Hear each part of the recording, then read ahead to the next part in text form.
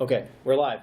So thank you guys for coming to the session today on some command line tools to help your Drupal development along.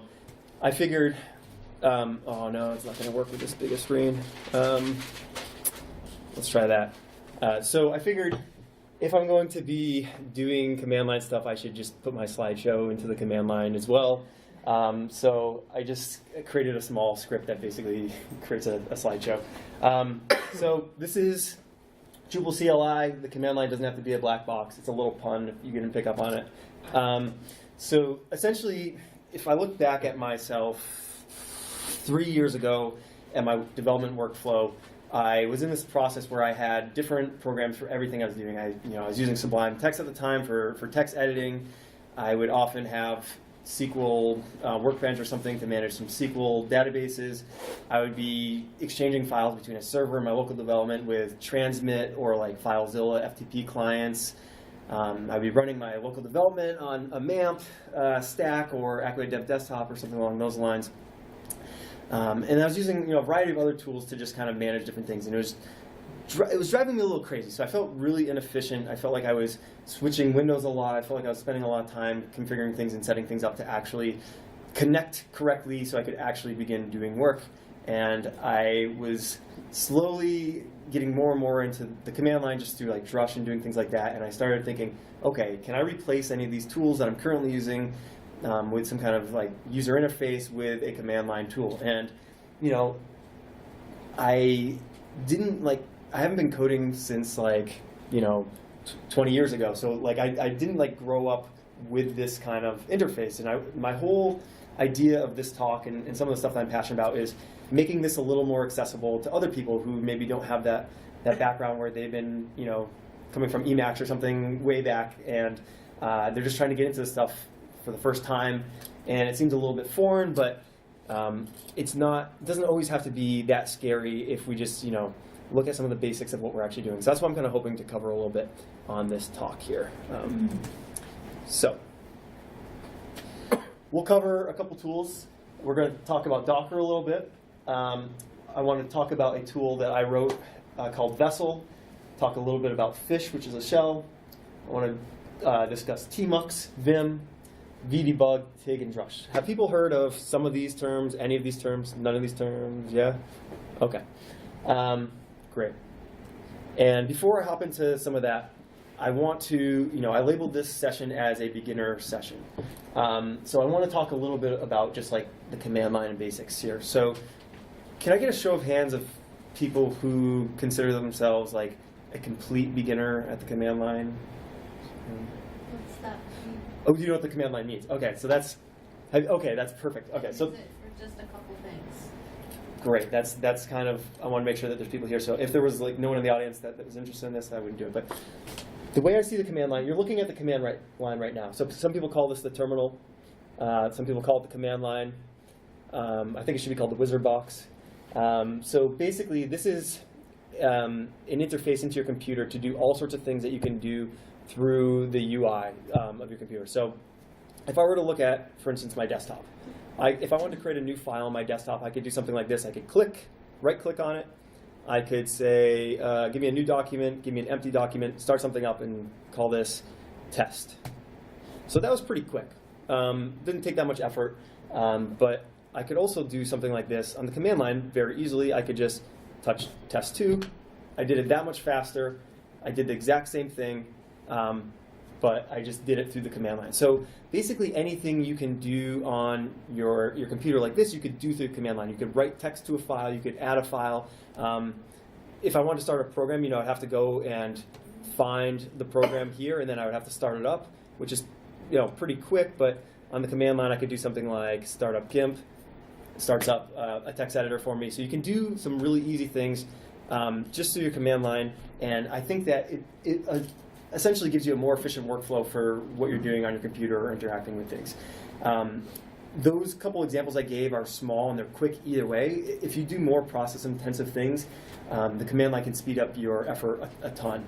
And there's a lot of interfaces that can actually interact with like specific applications like Drupal that will save you time doing it through this little black box instead of doing it by clicking around and configuring things through a browser or whatever you have. So some of the important things to note for like basics of the command line, I think, are navigational things. So like understanding where you are and where you're going. A couple just like real quick commands. Printing your working directory will tell you where you are on your computer. So there's essentially your computer is a series of folders and files, right? And to know where you are, you can print that that directory structure. So you're within 3 folders right here. I'm in the home GMA Fisk desktop. If I want to navigate around, I could change directories. So I could do a cd command. Actually, before I do that, you can list files in your current folder. So I'm in a folder called desktop, which kind of just corresponds to my desktop. I could list the files in there. You can see the files that we just created. You can see my slides here. And basically, you'll always see these 2 kind of distinctions at the top here. So you'll see a single dot and a double dot. The single dot refers to the folder that you're in right now. The double dot will bring you back up 1 level. So if you wanted to navigate back up a level, so going from the desktop folder to the GMA Fisk folder, you could simply just do cd ... and that would bring you up a level in your directory structure. So I think navigation is a big important thing for just the basics of the command line, being able to list files. Those are kind of the most important things that you really need to understand when you're doing some of this stuff. I know that's a short intro. I hope I'm not leaving people too far behind, but we're going to kind of hop into some of these tools and how to use them, and we're going to expand on a lot more commands than just these few basics. But if I go too fast, just stop me. But I know I'm looking around, and I know there's a lot of people who have seen a lot of this stuff before, so I'm going to just kind of hop into some of the tools. But raise your hand if you see things that you just like don't really understand. And I got to make this a little smaller again. Okay. So Docker. Docker is a container service that basically allows you to have isolated environments for your code. So if you're like running an application, or you're running multiple sites, sometimes you might fall into this trap where you have like different versions of PHP and you have these conflicts, and maybe you're doing some kind of management system to like switch between different things. But Docker is going to allow you to really kind of isolate different software that you need for your development and have like different versions of different things, different software stacks, all sorts of isolated environments in a very easily reproducible and shareable format. So I can have something on my computer that's specific to what I'm building, and I can easily share that with Nick or somebody, and you know that you're getting the same exact kind of environment every time. There are a lot of great Docker projects specifically for Drupal. There's Docker for Drupal, which you should take a look at. There is Docksol. I don't know if I'm pronouncing that right. I was actually hearing about a new project before this session. I can't remember the name. Lando. What is it? Lando. So Lando's another one. I think Calbox. Does Calbox use Docker? No, Lando is the new Calbox. Oh, Calbox is done. Yeah. Okay. So there's a lot of like Docker environments that can help you get up and going with some of your development process. And I see Docker as kind of, at least in my development workflow, or a replacement for things like MAMP, if you've used that in the past, that have your LAMP software stack. So you can kind of put your software on these Docker containers. And the way that they traditionally run is you'd have a process per container. So you might have a container for your MySQL database. You'd have another container for maybe Apache in your Drupal site, and then you connect those together and you have a single process in each container.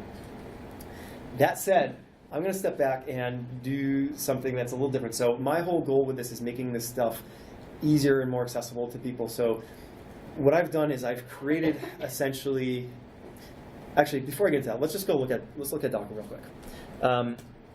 So if you have Docker running on a computer, you can basically just run the Docker command, and you'll see something like this. They'll give you a bunch of different commands. And you'll notice that there's quite a bit here, right? So there's much more than we're going to go over, since this is an overview of just a couple different tools. But the way that Docker essentially works is you have a Docker image, which you can think of as the mold for the environment that you're creating. And that mold can stamp out a bunch of different actual environments, which would be the containers. So you have all these individual containers running. They are all based on a common image that you could download or create. And essentially, then you can connect those containers to build your environment.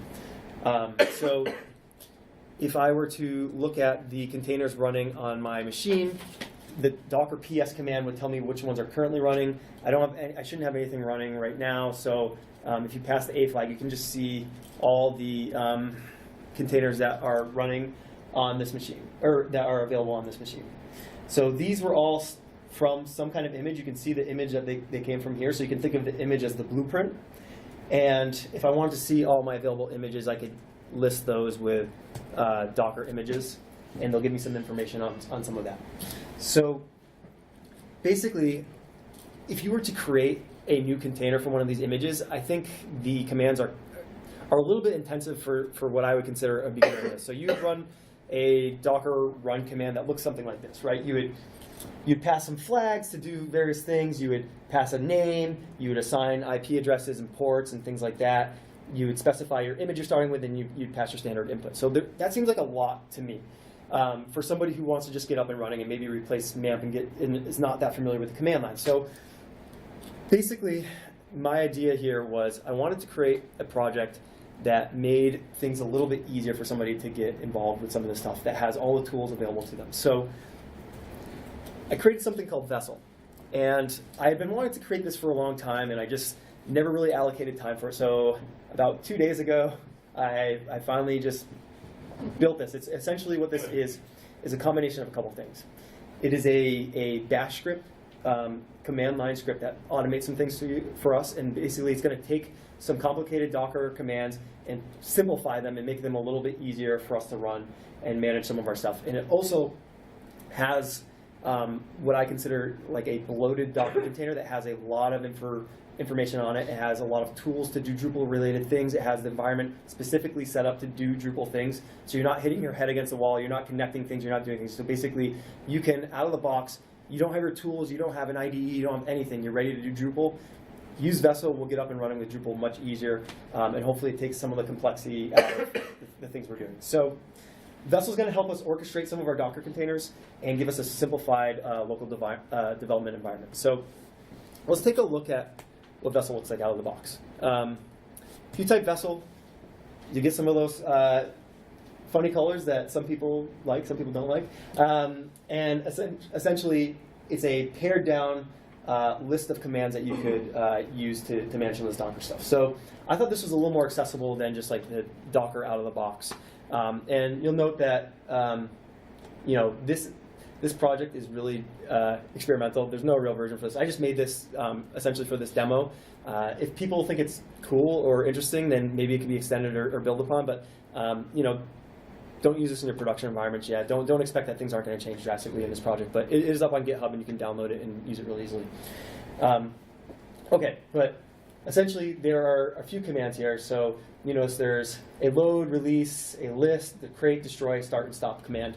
And then there's some flags you can pass to help with some different things. So how this works is if you want to use Drupal on your environment, and I set this tool up to basically be able to be extended to WordPress or some other environments as well, but you can eventually do a Vesl load Drupal, and if you run that, it's going to go to, and you don't need to know this, which is the best part, but it's going to essentially go to Docker Hub, which is like the GitHub of Docker. And it's going to pull down this Vesl Drupal image, which has all the pre-configured things that you need for Drupal environment. Apache set up to be ready for it. It has, XDebug running. It has your memory limits all kind of allocated correctly. It has, Drush on there, and all these tools that are going to help you be a better Drupal developer, ready to go, so you don't have to think about them. So essentially, I've already loaded the image because it's like a 2 gigabyte image because it has all those things on it. So it's not small. So I didn't want to do that download process. But if you do Vesl load Drupal, essentially it's going to take a couple minutes. You're going to get a loading bar, and you'll get that locally. But feel free to do that or follow along if that's helpful for you. But essentially, we have an image loader, right? So this is our blueprint for creating our new Vesl containers. So what I can run now is a Vesl. The shorthand is cast Drupal. So I'm going to build a new container, a Vesl. I'm using this little kind of funny naming convention. We're going to build our new Vesl that we can sail out and do all sorts of Drupal stuff on. So let's name our Vesl Nedcamp. Okay, so now we just, we downloaded our blueprint. We stamped out a Vesl that's going to have our new site on it. We got a new client, right? We're stamping out that new site. And now I can just basically Vesl, I can list my Vesls. You'll notice I have only 2 actual Vesls here. I have a Nedcamp and a delete me that I had tested earlier. One of these is running. You can see that I have the IP and the ports assigned to it here. So basically, this is the assignment from the guest to the host ports, and it's a pared down list. So it doesn't show all my containers that I have on my system because I only want my Drupal specific environment to show up here. If I wanted to, I can use Vesl to show all my containers here if that's helpful for people. So you can still do some like regular Docker stuff, but I wanted basically a simplified interface for just doing your specific Drupal site management. Are people following me so far? Yes. Okay. So you can Vesl list. We have our new container here. And basically now all I really need to do is Vesl start our nedcamp container. And what this is going to do, so our Vesl cast command did a bunch of commands together that simplified it, made it easier. Our Vesl start command now is essentially going to do a couple things in the background. It's going to start our container, which is our Vesl. It is going to use something called a Docker exec command to basically start up multiple processes on a container, because since containers usually only have one process, if you just start a container up with multiple processes running, those processes have to be started individually, right? So we have Apache, MySQL, and a bunch of things on this container. Maybe not the best practice, but for simplicity purposes, it's kind of what I wanted to do to make this really easy. But essentially, our start command is going to go in there. It's going to start up our Apache. It's going to start up our MySQL database, and it's going to log us into the actual container with a new command prompt. So you notice that our command prompt here changed from this kind of style desktop thing to this new command prompt down here. So we are now on our container, and we can look in here and run some commands. It does not install Drupal automatically, so you'll notice that we get a warning here that says our doc root does not exist. So there is no Drupal site on here, although Apache, which is the web server for our application, is looking for our Drupal site. It's just not finding it. So this is a standard kind of Ubuntu convention of where you put your websites when you have a Ubuntu Apache on here. So I'm just going to change directories into our var dub folder, and I'm going to look inside this folder. There's nothing there, so the first thing I would probably do is I would go to Drupal.org and I would just get the project that I want to download. So I would download Drupal 8. I would grab this tarball here, copy the link address, and then there's a command here that you can use to just kind of copy this onto your server or your container. It's a wget command, and basically, okay, so that downloads my project. So now I have the Drupal project here, and you notice that it's zipped up and tarred. So basically, that's just the files are compressed and they're all put into one file, a tarball. But I can unpack this by unzipping, extracting. I'm going to do a verbose output on the file, and essentially, this is going to create that project here. So if you remember, Apache is looking for a folder called Drupal, not Drupal 8. So I'm just going to quickly move, which is essentially renaming my file from the folder name to just be called Drupal. If I look at that again, now we have a Drupal project set up. So with this, we can actually go and try to look at our site. Okay, so we're at the Drupal installation process. Now, I even think, so this is just kind of a limitation of my time, but basically I think we could go even further. I think we should have, not only download our Drupal script, which has our Drupal image that has all of our environmental things that allow us to develop on it, but I feel like we should even be able to have Drupal kind of install or even install like different distributions really easily. Maybe you want Lightning or Panoply or Red Hat or something like that. I don't think you should even have to go into the point where you're on the container wgetting file. So this is a starting point. This is where we're at today with this tool, but I feel like we're going to go a lot farther if people are interested in this and make this whole process easier. So basically, you just say Vesl start whatever, and you're already at this screen or a different screen further down the road. But instead of going through the process of installing all this stuff on this container here, I want to show off some of the tools that we have on the container so people who aren't too familiar with some of this development can actually get in there and start messing around with some of it. So I'm actually going to get out of this container. I'm going to exit it, and I'm going to Vesl stop my nedcamp container, so it's stopping the Vesl. And once that's done, Shouldn't that be anchor? what's that? Yeah. Oh, actually, I called it doc, but you could anchor. I'm still like the naming convention is still a little wonky. But if we want to, all right. So if we want to list our vessels again, you know, you can see that it's stopped now. We don't have anything under our IP here. So we have this netcamp, but we could actually Vesl sync netcamp. Do you really want to delete it? Yes. And then if we list our vessels again, so we no longer have our netcamp vessel. So, and we could even so if we want to look at our images, so basically Vesl hides the idea of images. For the most part, you don't need to see it. But if you were to use Docker to look at your images, you notice that we have this Vesl Drupal image here. If we wanted to get rid of, say we're WordPress developers now or whatever. I shouldn't say that at Drupal camp, but like if we want to get rid of our old image, we could basically Vesl release Drupal. Oh no. So one Well, that stops doesn't work. it, even though you're thinking like you're deleting it? So there's stop and delete. Typically I wouldn't delete, I'm just showing some more command. Yeah, so typically I You would have to go back to it sometime. exactly. The way that I picture using this particular project, and a lot of things I'm teaching you might be kind of against Docker convention. I think people like to spin up new containers and put things on containers because they're really lightweight processes. But what I'm using it for is just like a persistent environment for the most part. So I would typically start and stop it. So I would start it, go on, do some things, see my site change, stop it when I'm done, and then go back on later and do some more things. Mm-hmm. If you're doing like a really specific Docker workflow, you might actually just like toss out containers and start new containers and toss them out. But typically I'm not doing that with Vesl. I want Vesl to just be very, very simple. If that makes sense. Okay, so I want to actually just, talk a little bit about Vesl. I want to talk about some other tools here, so I'm actually going to just look at a container that I already have running, or not running, but a container that has a little more on it. Okay, so, and I actually service PHP Storm. So you see, like without Vesl, you have to do some manual things if you're just doing Docker. Vesl saves you a little bit of time for doing some of this stuff.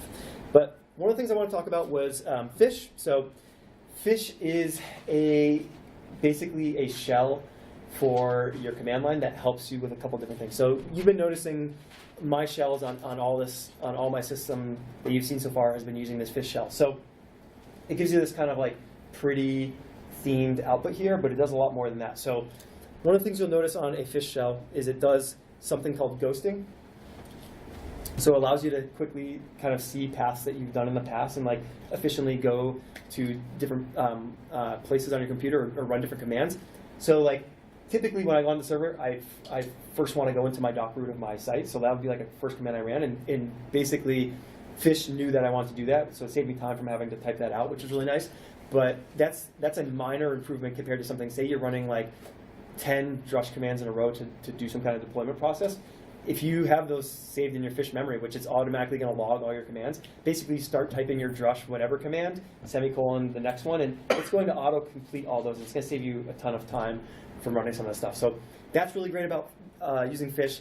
Some other nice things about it, for instance, so you notice that there's this folder doc root, right? And you can auto-complete with tab just like you would do a normal command line prompt.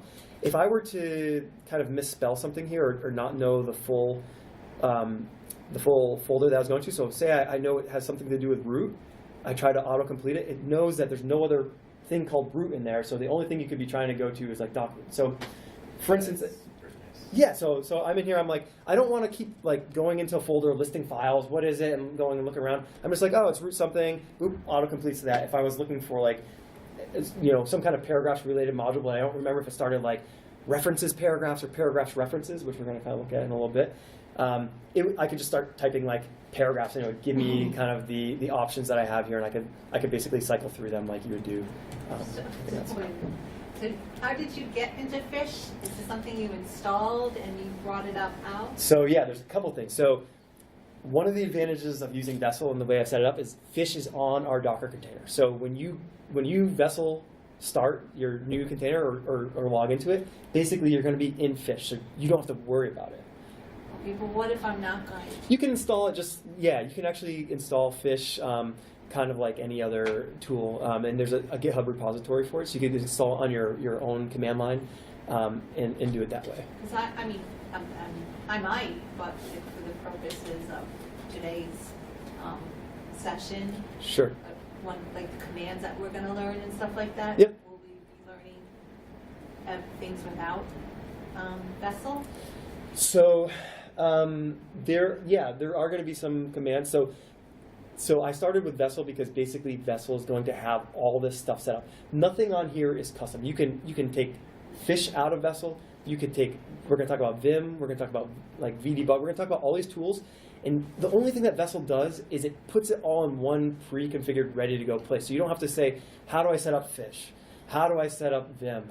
Because the Vim setup that I have has like a bunch of plugins, a bunch of configured things. We have tmux, which we're going to get into, and I know I'm probably going to be like way over time, so I'll have to cut some of this out. But basically, yeah, okay. I'll just ramble until we get cut off. And so essentially, all these tools are pre-configured. Like I've configured tmux, I've configured Vim, and like a lot of thought has gone into a lot of these things to make things easier. Okay. So Fish gives you a lot of great things. Another awesome thing that Fish gives you is context about what you're doing. So if you're in a Git project, it's going to tell you what branch you're on. If you type a bad command, which that's obviously easy to see, but it's going to give you an X. So like if I was running long commands, I don't necessarily see where something errors out. It's going to give me some indication there that that's happened. If I were to add a file, it's going to show me that I have uncommitted files in there. So it just gives me a lot of things that I'm not constantly doing like Git statuses and doing Git checks. It just basically saves me a lot of time on some of the stuff that I'm doing. Okay, so that's Fish.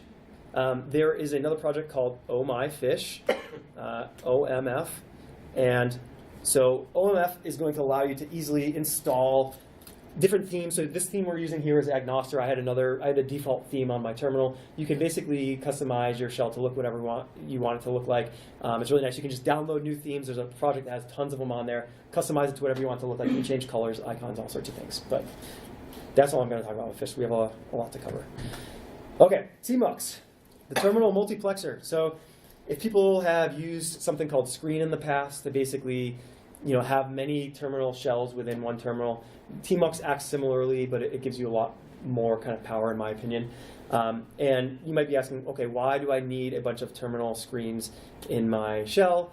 There's a lot of use cases. Probably one of the best ones I have is, have you ever like SSH onto a server and you want to maybe compile Sass or some kind of CSS preprocess? Typically, what do? You have to like SSH 2 different times, run your Compass compiler in one, or your Gulp, or whatever it is, and then edit your files in the other. And it's like that's annoying. Like you could just tmux, and that's going to allow you to. You'll see this bar kind of gets added to the bottom here, and that's going to allow you to easily add like multiple shell windows and do things really easily. So I could just like, for instance, I have this bash shell right here. I could just rename this and just call this doc root or something like that, and then I could create a new shell, and I could say, oh, I'm going to do Vim stuff in here. And then like I can basically just like switch between those two really easily. What were those commands? Yeah, let me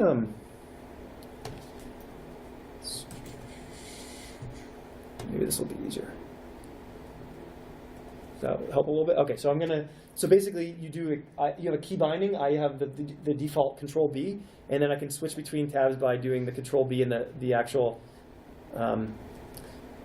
the number of the tabs, so you notice that switch. But another thing that I've done with Vesl is I've tried to make this as easy as possible. So you can literally click, like you can almost click everything I'm going to do, even in Vim, and use this kind of like a normal like developer environment. So I'm trying to take the command line scariness out of the command line tools. Another really cool thing that I've set up with tmux, which does not come standard, is I set up tmux resurrect. So when I go, this is Boston.gov, a project I work on a lot.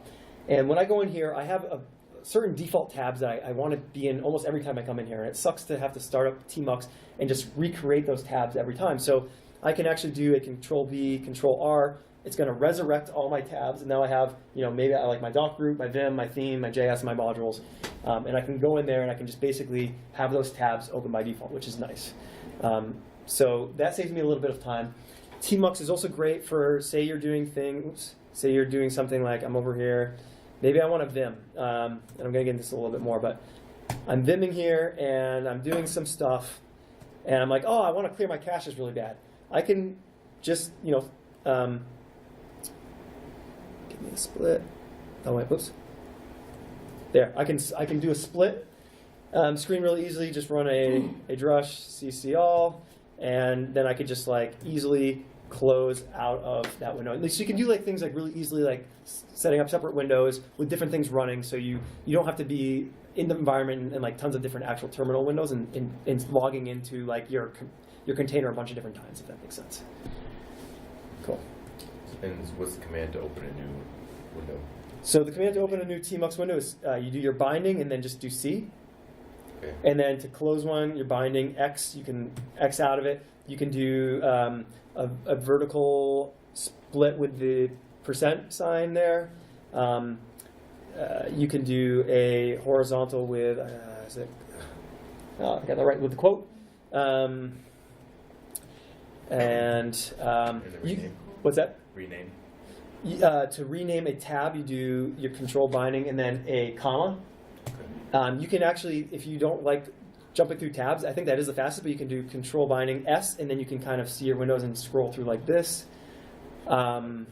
You can detach from your session with a D. So now I'm outside my Tmux. My Tmux is gone again, and then you can basically reattach. List your session names. We didn't name our actual window, so it's just called 0, and I could just reattach to 0 like that, and I'm back into my session. Okay. There's a lot more you can do with Tmux. I'm honestly going to cover like probably a third of what I wanted to cover, so I'm just going to move on. But if we have questions or people want to follow up with me, feel free to ask me later. Okay, so Vim is, I think, one of the best things that I have done with the Vesl kind of container that we've created. So I set up Vim to essentially be a lightweight IDE. So for people who maybe don't have the money to spring for PHP Storm or need a little bit more than Sublime or something like that, I've set up Vim to do some very basic kind of editor-like things. So if you are familiar with doing some stuff in Vim, you might be familiar with just like open a file. It kind of looks like this. That's standard. I've set up Vim to allow you to open up directory structures. So you can just like open up the current folder, and it's going to give you this kind of nice file directory structure there, just like that. And you could do something like, you can open up multiple files at once, like this, and you could tab between those, and you can keep your directory structure open all the time and just like easily navigate through them. If you don't like, I typically do shortcuts because it's faster, and as you get better with Vim and command line, you'll probably move to shortcuts. But if you don't like them, you can click around, you can use your mouse, you can Feels wrong. It feels wrong, but my whole point of this is to make this accessible to people who aren't familiar with it, right? So I think it's a necessary thing, and I don't think it limits your ability to still be a power user. You can easily kind of close your nerd tree session. So this is called nerd tree in Vim speak. It's a plugin. You can close your file browser really easily and still switch between tabs. Let's take a look at a module here. So you can. Let's abort. So I might have a swap file or something going on here. Yeah, so this is a Vim thing. Don't worry too much about that. It's because I was messing around earlier. Swap files, you don't have to worry about that right now. So I can do something called a tag bar in my Vim screen, and that essentially is going to open up a quick list of jump to functions and variables. So this file might be extremely long. In this case, it's not too long, but I can start double clicking here, and it's going to take me to the place in my code where this stuff is defined. I can quickly go between some of that information. One thing that's kind of pretty cool is, say I'm using a function that is part of the Drupal API, right? So there's a Drupal set message here.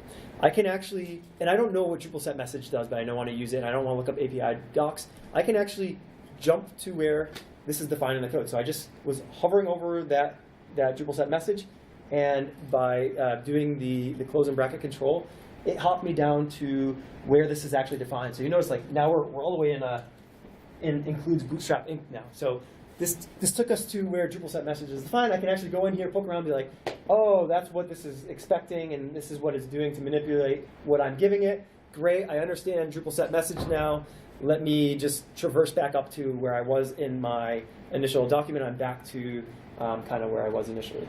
Yeah. Does it also do the thing like PHP Storm, where if you run that command on the definition, it will show you where it's called? If you run the command on the definition. So you hit the control, close bracket, yeah. go back to the definition. Mm-hmm. Then what if you do that here in this one? Does it show you where Drupal set message is called? Oh, all the places where it's called?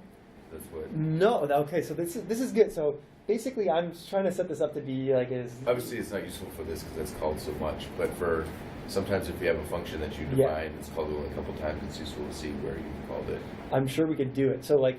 The thing I'm discovering more and more is like you can almost do anything with the way you configure Vim. So I feel like if someone knows PHP Storm or like is familiar with these things or what would be nice to have, I'd love to talk with those people to try to figure out a way to set something. I can give you a list. That would be great. I think that'd be awesome. So yeah, I feel like in order for this to be something that people actually want to use, it has to have those kind of things that like I don't want people to just be like, oh, it doesn't have that, I can't use it. So that said, I know I'm at basically the start of what we can do here. There's a ton more, and I think, over time this will get better because essentially, as I make improvements to it, I want to push it up to Vesl, and then you could pull down your new improvements and have like all these tools kind of interacting in your site and doing things. But let's see here. Let's go back up. So I think a good thing to just show how this would work is to maybe look at XDebug. So I think in order to call this an IDE, the minimum thing you would actually need to have is a debugging system. So I have set up XDebug to work through something called VDebug, which is a Vim plugin. And essentially what that allows you to do is set breakpoints, like you'd set in your code any other way. And then, let's actually make sure this site is up and running now. Okay, great. I'm going to come back to that. Let's see here. So,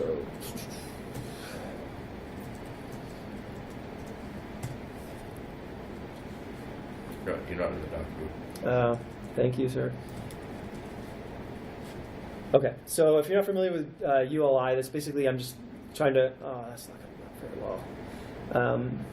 I'm basically trying to. What I want to do is I want to log into my site. It should. You're not in the doc group. This is just a quick login command for Drupal. Okay, so I'm logged in. Now I want to do some debugging, so I created a module that I actually talked about at the last Boston Drupal meetup that essentially just, the module's not important. It essentially makes references between paragraphs and content types easier, so you don't have to update many content types because we have 22 content types in this system and like 60-something paragraphs, and it just becomes a kind of a really annoying process to go and update all those features. So essentially what we created here is this paragraph references bundle here. So for instance, I can manage the references for all my paragraphs, and it's going to pull everywhere that uses these fields, and I can basically set these on all my content types really easily. Understanding what this module does is not that important. What I really want to show is debugging it. So I set a breakpoint here, right? So I know I am doing a submit handler on this module, and essentially what I can do now is I can start watching for changes, and then when the act happens in the Drupal site, that would actually run some of this code. Theoretically, it will stop here, and I can look through and actually inspect variables and see different things that's going on. This was the single biggest game changer for me in terms of development. I used to consider myself a front-end developer just because the back-end made no sense. There's tons of render arrays, and I was print R-ing to the screen all the time, and I could never understand where the values were or what they're changing.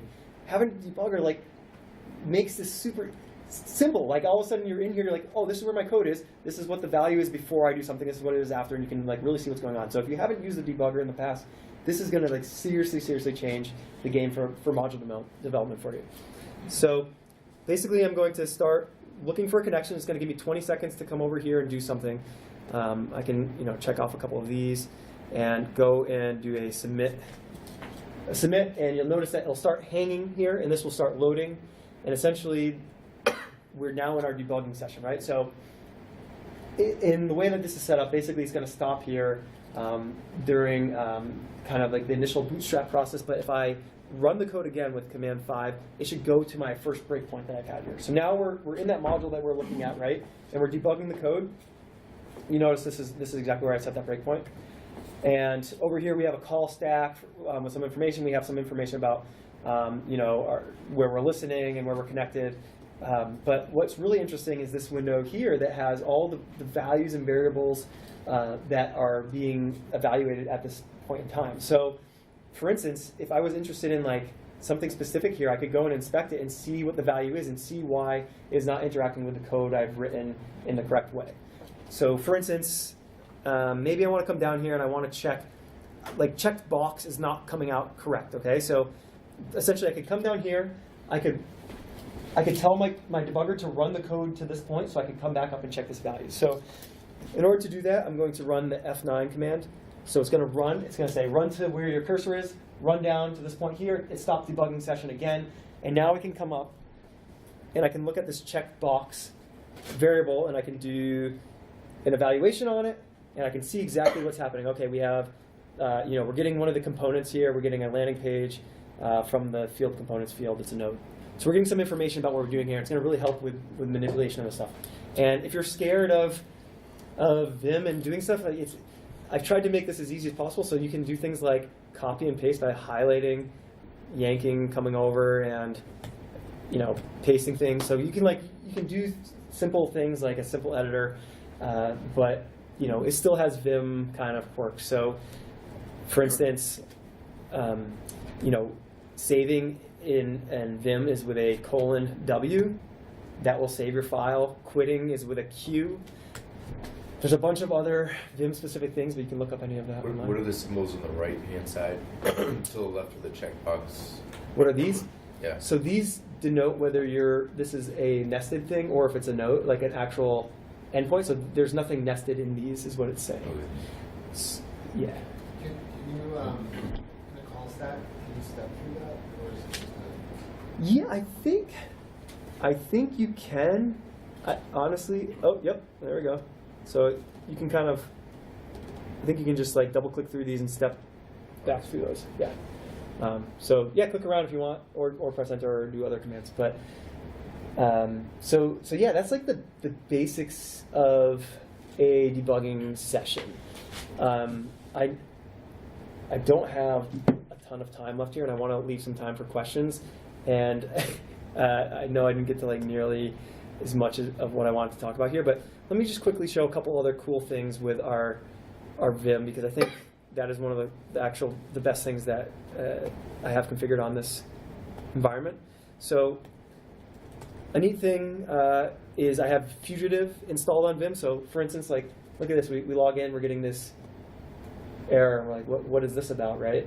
I can come in here, I could just Vim this, and I can, I'm actually at the line 127.74. So I'm here. I'm like, okay, so something here is not going correctly. What is this? And I want to see who wrote this code. I can like do a git blame, and it'll just tell me essentially who has written the code there, and I can like see different things like that. So Fugitive will give you a lot of awesome Git related features within your text editor. So you can do like feature diffs and things like that. So say you have a merge conflict and you want to go and resolve that, you can actually run a git diff, and it will essentially, there's no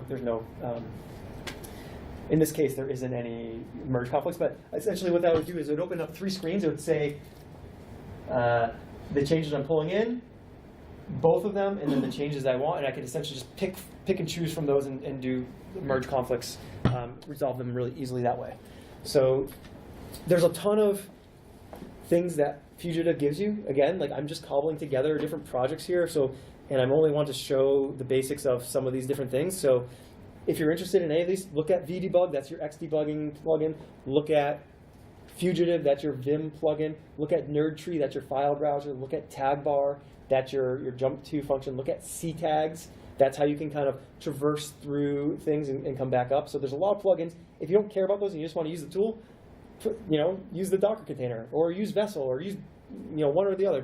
You can use whatever you want here. You don't have to use the whole thing together, if that makes sense. Okay. So we talked about VDebug, and before I break for questions, which I think I want to do soon, there's a lot of other things I want to talk about, but I just want to end on TIG. I think TIG. Yeah, so TIG is great. If you haven't used TIG and you're a command line person or you're thinking about doing command line, this is going to change things for you a little bit, I hope.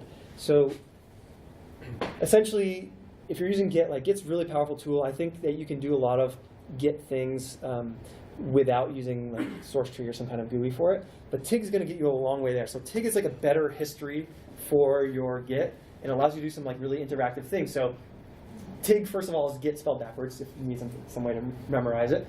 And it's going to give you a history of your changes, your commit messages with some different information about merging and everything like that. And essentially, you can come through and you can see some diffs on files by clicking on a single commit.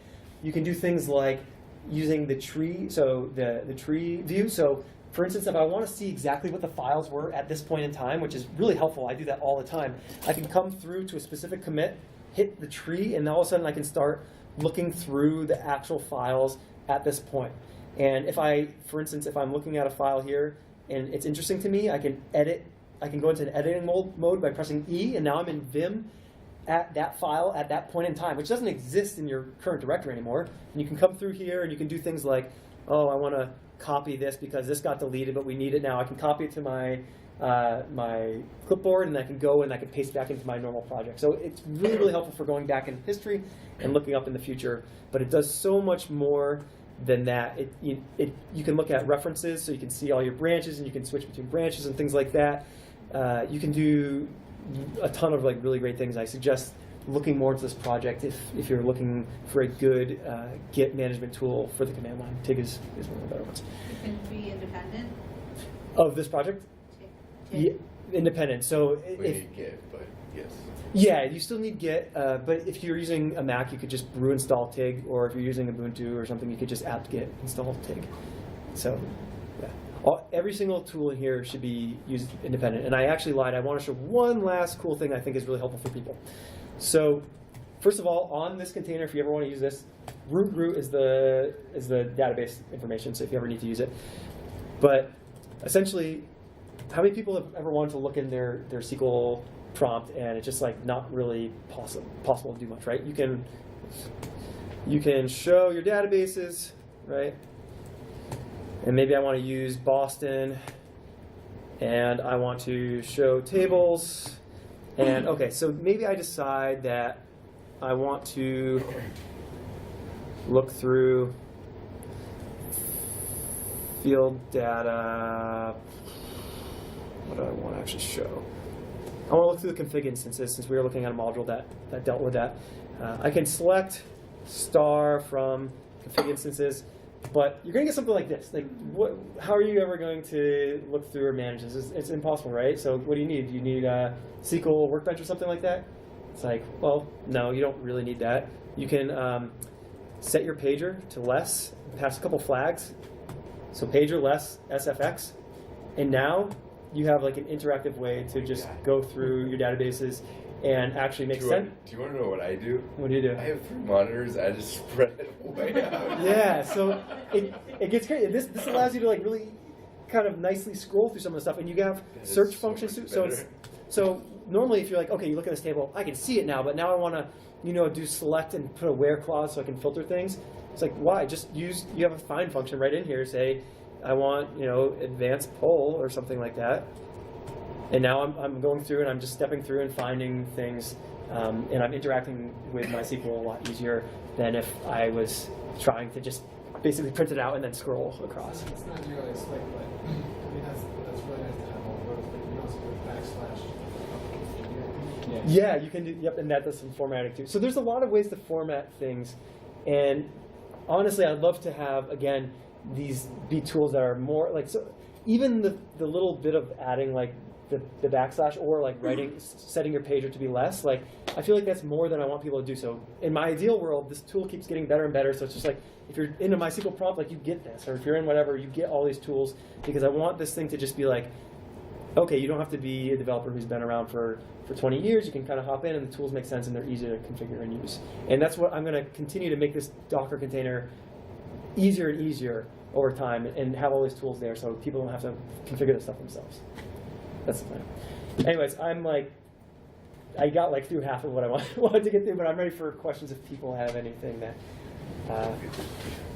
What's that? Don't forget the giveaway. Oh, t-shirts. 2 t-shirts. Oh, 1 t-shirt? 1 t-shirt. Is this what we're giving away? Yes. Okay. What should we do to give out this t-shirt? Okay, who can name the way, what's the command to get an image onto Vesl? Does anyone know that? We did in the beginning, so we got the Drupal image down to Vesl so we could like stamp out a bunch of those. No one listening? Cast. WGet. Load, but you're who said cast? That was at least a correct command at some point. Here you go. Cool. Does anyone have any questions about any of this stuff, or like Do you other? have documentation on these commands, or is it just Yeah, what's in there? that's a good question. So And I don't see it on GitHub, is it? it is. It should all be on GitHub. So Docker Hub will have if you're only interested in the container. Wow, I pushed this like yesterday. 4 polls already. That's great. Maybe it's all me. I don't know. So Vesl is a Docker container on Docker Hub. You can go here and get that. You don't need Vesl. You actually don't need the Vesl bash script at all to do this. You can just grab the container if you want. If you're interested in the actual bash script that helps automate some of this stuff, It's not under. yep, it's under Janku Vesl. And there are not a lot of instructions about the things that are available on there yet, because I literally, I think I pushed this on Thursday, but essentially it has information about how to at least get Vesl started on your machine. So it's just a bash script, so you can do this any way you want, but if you don't know how to set that up or set up your path, like this will help you, hopefully. And then essentially what I liked about this was when I was trying to use like Doxel and things like that, it was modifying Docker. And what's nice about this is that you can still use Docker for other things in your own whatever. This just basically makes the local Drupal development side of things easier.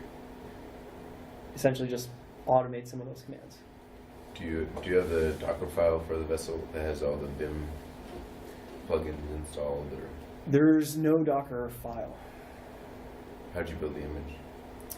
Oh, so you just built it? Manually built it, Oh. exported it, and put it up on Docker. Okay. Yep. Can you do this independently of other developers? So your whole setup, so if you're using Vesl and it doesn't affect anyone else? It should, so a lot, it's just like the whole Vesl Docker stuff is like the environment specific thing. So depending on your team, your team may want you to use their specific environment, and yeah, in that case you may want to pull out some of those tools and put them locally and use it in your own workflow. That's what you do, right? Aren't you doing this all locally? It's locally, so they may, it depends on your team. So you could definitely do it independent of people, and as long as you're still, your site is the thing that's getting pushed to GitHub or whatever, it's not really going to matter. But some people might have a development workflow that has their own Docker already set up to like work some of that for you.